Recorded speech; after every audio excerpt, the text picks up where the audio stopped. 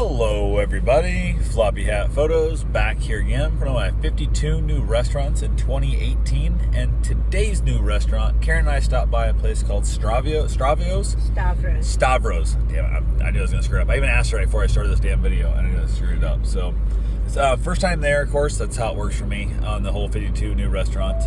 She's been eating there since she was in 4th grade, she said. And it was kind of cool. It's a little small chain. There's a few of them around here, like a little franchise. I think they're all owned by the same family, from what I could tell.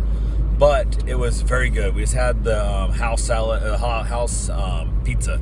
We had basically the general just garbage pizza, whatever you want to call it. So they brought out a giant Greek salad that a couple of us had bought, which is $8. We looked at the to-go menu, and it was literally the size of like a potato salad bowl. Like you'd mix up potato salad. It's this giant bowl of salad, and it sounds really damn good. So this might be one we might actually eat at twice this year when we're trying new restaurants, just so I can try that Greek salad at some point. So went ahead.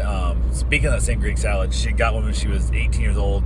That night wrecked her car on the way home, and the salad sat in the passenger seat while they rebuilt her wrecked car to get towed to the shop, and ate through her carpet and padding and stuff on the passenger side on the floorboard when she got in the wreck, and it spilt, and the oils and stuff, it ate through the carpet and ruined it. So that meant she got to buy new floor mats instead of getting new carpet. So, but yeah, the place was delicious. The staff was really nice. They were courteous, right on the ball. They were cheerful, all that fun stuff, which always makes things extra nice too. So really nice little place.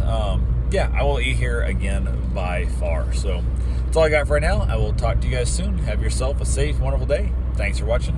Get out there, try someplace new, and you might find yourself a little gem like we found tonight. Have a wonderful day.